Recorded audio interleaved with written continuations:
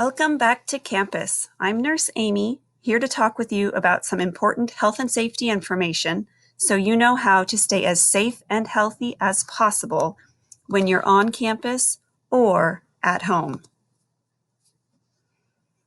First off, you've all heard about the importance of washing your hands, right? Check out this video about the science behind why hand washing works if you do it the right way. You know that the best way to prevent the spread of coronavirus is to wash your hands. Wash your hands! But why?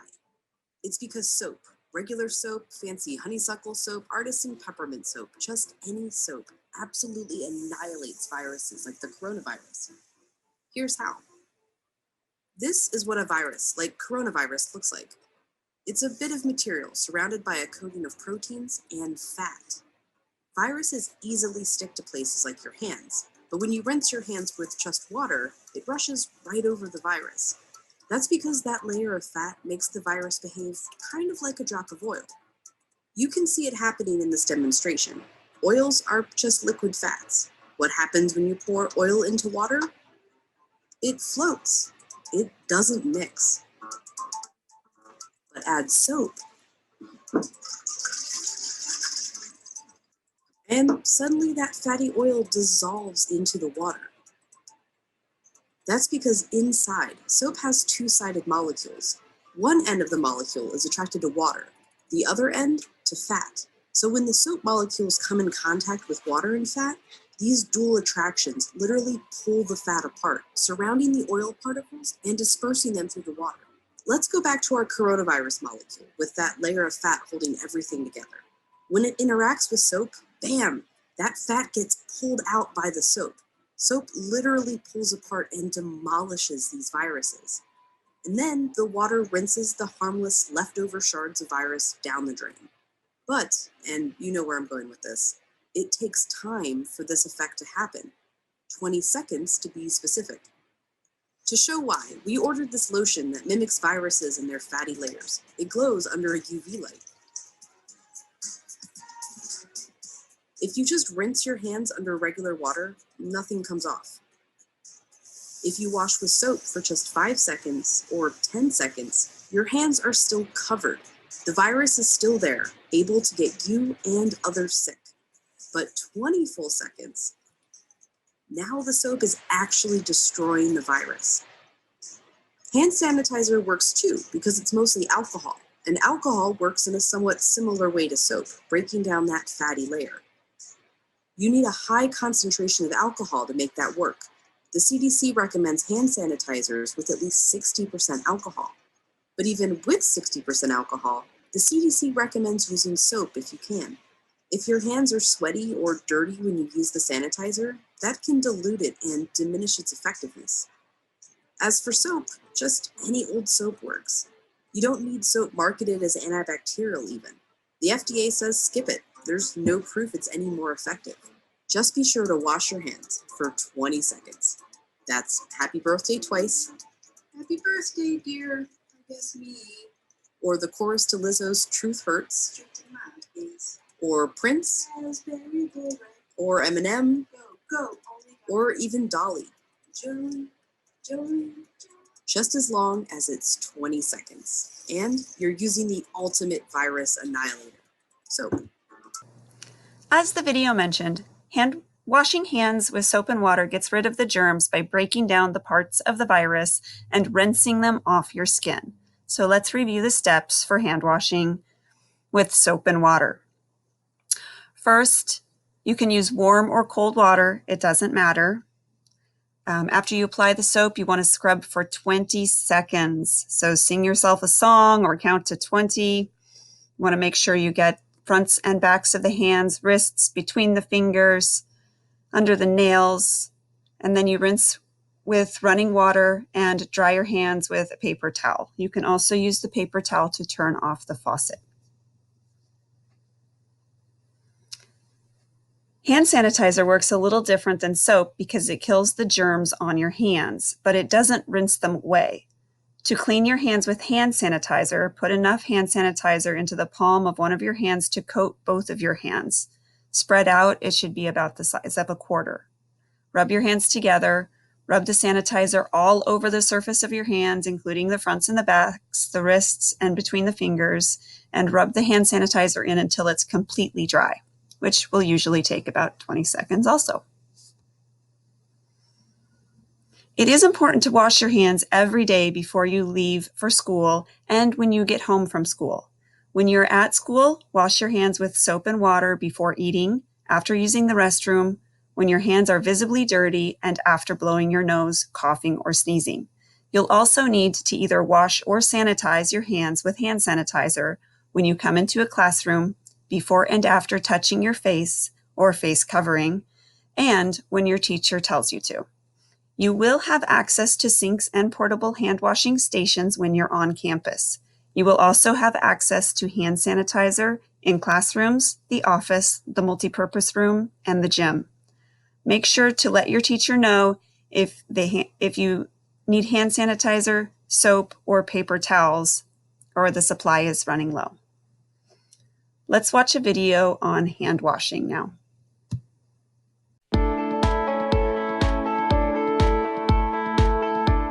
Washing your hands is easy, and it's one of the most effective ways to prevent the spread of germs.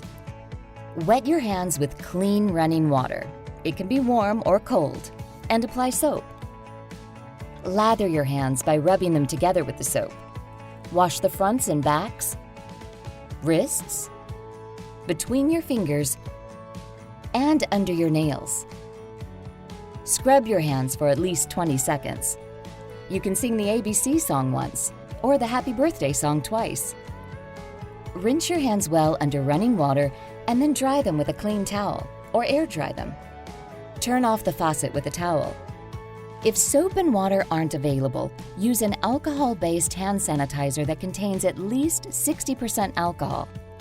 Apply the sanitizer and rub your hands together until they're dry. This should take about 20 seconds. Wash your hands before you eat or touch your face. And after you use the restroom, go outside, blow your nose, cough or sneeze, or touch your face covering. Remember to follow everyday healthy habits. Wear a cloth face covering, stay 6 feet away from others, and stay home if you're sick. If you have any questions, contact your school nurse, working on the front lines of the COVID-19 pandemic in schools.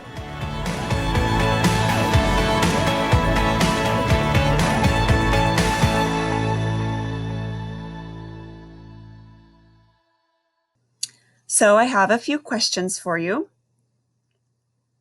What part of your hands are important to scrub when you're washing your hands? Fronts and backs, under your nails, between your fingers, wrists, or all parts listed above? I'll give you a second. And that's right, all parts listed above.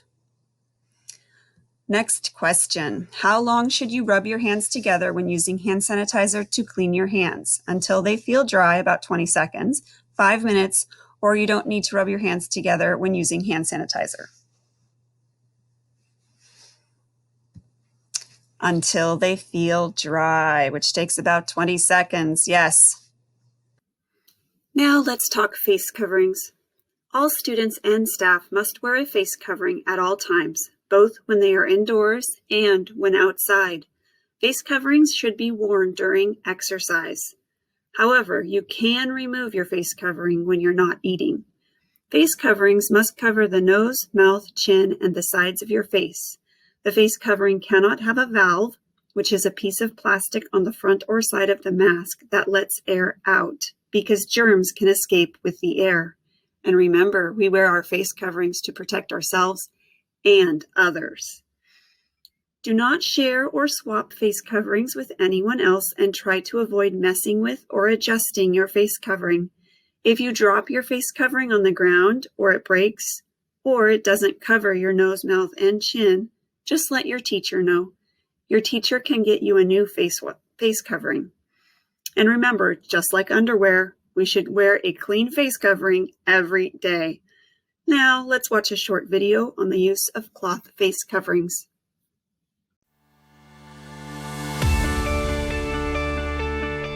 It's important to wear cloth face coverings when you're out in public and around people who don't live in your household. Face coverings act as a barrier to help slow or reduce the spread of COVID-19. Check with your school for information on face covering policies. Wash your hands before putting on your face covering. Put it over your nose and mouth and secure it under your chin. Fit it snugly against the sides of your face, but make sure you can breathe easily. Don't put the face covering around your neck or on your forehead, and don't touch it. If you do, wash your hands. Never share or swap face coverings. When you get home, carefully take off your face covering by stretching the ear loops or untying the strings behind your head. Fold the outside corners together and put it aside for washing. Then wash your hands. Cloth face coverings should be washed and dried after use each day. Label your face covering with your name or initials. Bring a backup in case it's needed. In addition to wearing cloth face coverings, remember to follow everyday healthy habits. Wash your hands often, stay 6 feet away from others, and stay home if you're sick. If you have any questions about wearing a face covering at school, contact your school nurse, a trusted resource for students, parents, and staff.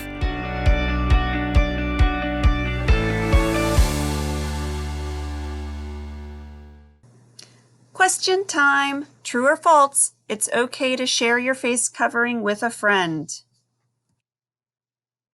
False, you got it. It's important to not share or swap face coverings, ever. How about another question? True or false? It's important to wash your cloth face covering after each day. Label your face covering with your name and bring a backup face covering to school just in case you need it. What do you think? That's right. Wash your face covering every day, label it, and keep a backup in your school bag just in case you need it. Another important way we can keep everyone as safe and healthy as possible is to practice physical distancing, also called social distancing. Physical distancing means staying at least 6 feet away from others at all times. Students and staff will be expected to practice physical distancing while on campus. There may be some markings on the ground to remind you to stay 6 feet away from others. There may also be places marked for you to sit in the classroom or during lunchtime. Only sit at the places that are marked for you to sit. You may be provided your own set of supplies to use when you're at school. Please do not share supplies or other personal items with other students, and use only your device when you're at school. The drinking fountains are closed right now, so be sure to bring a water bottle to school every day. You can refill your water bottle at a hydration station or in your classroom. If you need a water bottle, please let your teacher know. Now let's watch a video. This one is on, you guessed it, physical distancing while at school. Hi, I'm Nurse Laura. We're going to talk about physical distancing while you're at school. But first, I want to talk to you about sneezing. A sneeze is a powerful force of nature.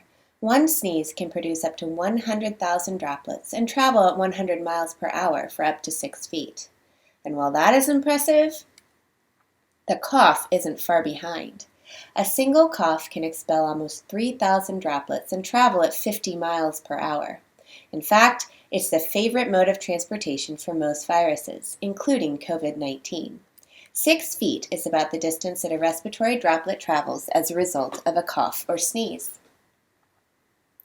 That's the reason we practice physical distancing, or staying at least 6 feet apart from others at school. It helps to slow the spread of the disease. So how do we do that? Well, nature has provided us with an easy measuring tool, our arms. The average adult arm is approximately 3 feet long. If you and the person next to you hold your arms out straight and you can't touch, then you're likely about 6 feet apart. If you can touch, it's time to back up and give yourself some room. Of course, separation goes against our nature. It's normal to want to hug your friends or stand close to look at something on someone's phone. But right now, we've all got to do our best and practice physical distancing. So what does physical distancing look like while you're at school? You might notice that desks are spaced farther apart, and there may also be designated spaces for you to eat lunch, as well as directional signs to show you where to walk or where to stand when waiting in line. Group gatherings will be discouraged during the school day, which means no assemblies, and we may not be using lockers for a while. But don't worry, there will be a lot of the same things you're used to. You'll still get to learn and see your friends. While school may be a little different, we're all in this together. Thanks for practicing physical distancing so that we can all be safe. Thank you, Nurse Laura. So, true or false? Physical distancing means staying at least 25 feet from other people at all times when you are at school. False. 25 feet would definitely be enough distance, but we just need to be 6 feet between each other. Next question. True or false? If you need a drink of water when you're at school, you can go to the water fountain. False. You will need to bring a water bottle to school since water fountains will be closed. Be sure to let your teacher know if you need a water bottle. Okay, one more important thing to do to keep everyone safe and healthy at school is to stay home from school when you are sick. Every morning before school, check in with yourself to see if you have a fever or any symptoms of illness. And if you don't feel well, stay home. However, sometimes people start to feel sick when they're already at school. If you start to feel sick when you're at school, just let your teacher know. Your teacher will give you a medical mask to put on over your face covering and let the office know so they can call your family to come pick you up from school. Let's watch a video about the symptoms of COVID-19 and staying home when you are sick. Hi, I'm Nurse Amy. Let's talk about how to screen yourself for illness before coming to school each day. As you probably already know, COVID-19 causes symptoms like fever, chills, cough, body aches, shortness of breath, sore throat, sudden loss of taste or smell, diarrhea, nausea or vomiting, fatigue, headache, nasal congestion, runny nose, or poor appetite. It's important to self-screen for symptoms every day before leaving home. This checklist provided by the district covers risk factors and has instructions on what to do if you have been exposed or if you might be sick. If you have had close contact with anyone diagnosed with COVID-19 within the last 14 days, check yes. That's a risk factor. Check in with yourself. Have you had any of these symptoms in the last 72 hours? If so, check yes. And finally, take your temperature. A fever is usually a temperature of 100 degrees or greater. It's a sign the body is fighting off an illness. But sick people may not always have a high temperature. If you look pale, flushed, or sweaty, or if you feel tired or weak, these can be signs of illness. Scientists have found kids and teens can be infected with COVID-19 and contagious, but may not show any symptoms or may have very mild symptoms that can feel like a cold or the flu. They may not have a fever. Some only have stomach problems. If you don't feel well, you should stay home, rest, and watch for new or worsening symptoms. Your parent or guardian should report your absence to the school and call your doctor. COVID-19 may not be the cause, but it's better to be safe than sorry. So, what if you have seasonal allergies or asthma? If you have allergies or asthma, some of the symptoms are similar to those of COVID-19. But allergies and asthma are not contagious, and it's okay to go to school. Please make sure the school nurse knows you have allergies or asthma. Manage your symptoms with maintenance medicine, and if you have an emergency inhaler, please carry it at school. Any student who has symptoms at school may be screened for COVID-19. The student will be allowed to rest for at least 10 minutes, and if symptoms don't improve, the student will go home from school. The school nurse will follow up with the family and public health to provide support and information. Let's review. If you stay home sick, your family should report symptoms to the attendance secretary and call your doctor for guidance. You should not return to school until you've been fever-free without the use of fever-reducing medicine for 72 hours. That is 3 days at home without a fever, because even after a fever is gone, you can still infect others, especially when coughing, sneezing, or blowing your nose. Taking care of yourself by self-screening every day and staying home from school if you don't feel well helps everyone stay healthy. Thanks for watching and see you at school. All right, another round of questions. True or false? You would know if you had COVID-19 because those who get it are super sick and have to go to the hospital. What do you think? False.